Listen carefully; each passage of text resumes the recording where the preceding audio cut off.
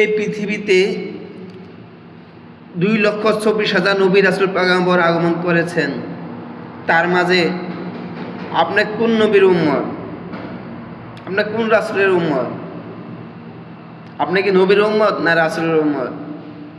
আপনাদের কাছে আমার প্রশ্ন, সকল নবী রাসূলদের নামে ইসলাম প্রচার হয়েছে।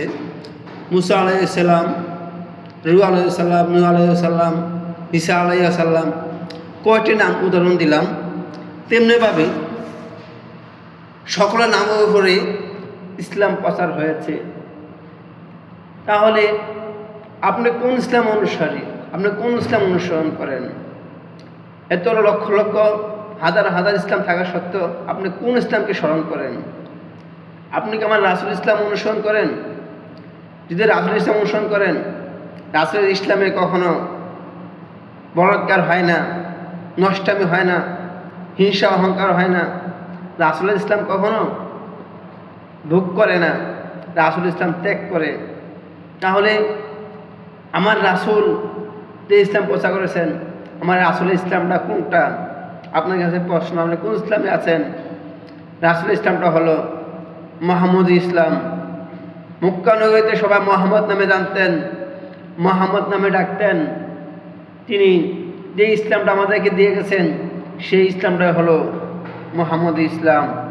আমরা বিভিন্ন ইসলাম দিয়ে এটাকে ধারণ করে থাকি, যে প্রকৃতভাবে মুহাম্মদী ইসলাম আমার রাসূলের ইসলাম। যারা মুহাম্মদ ইসলাম, রাসূল ইসলাম ভালোবাসেন, তারা কখনো অসৎ পথে চলেন না, তারা কখনোই ঘুষ খান না, কখনোই একটা মানুষের উপর আক্রমণ করেন না।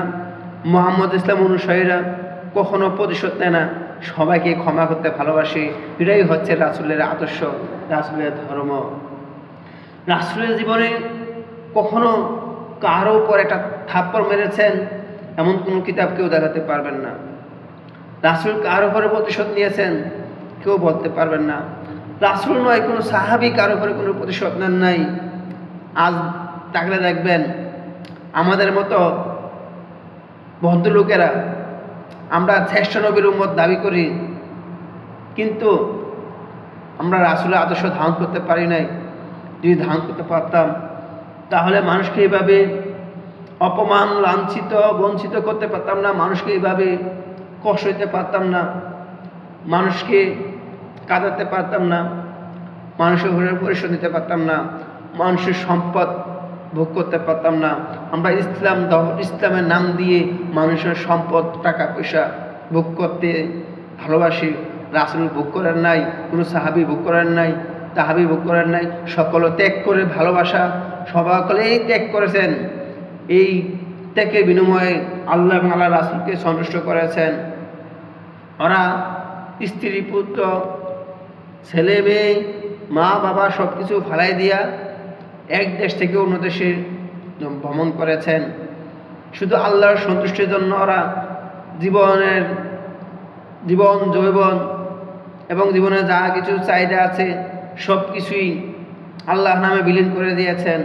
ওরা শুধু আল্লাহ এবং আল্লাহ রাসূলের পাগল হয়ে আল্লাহর ইসলাম প্রচার করার ক্ষেত্রে বাইর হয়ে গেছেন, তারা ভোগ করেন নাই। আমরা বর্তমান সমাজে দেখা যায় সকলে ভোগের ইসলাম পালন করি। যেটাই করবেন ইসলামের নাম দিয়ে শুরু ভোগ করা হচ্ছে, টাকার বিনিময়ে ইসলাম প্রচার হচ্ছে, তাছাড়া কিছু হচ্ছে না। আমার ভিডিওটা কেমন লাগলো মতামত জানিয়ে দেবেন, কত সত্য কিনা। তারপর আমরা রাসূলের ইসলাম অনুসারী হতে চাই।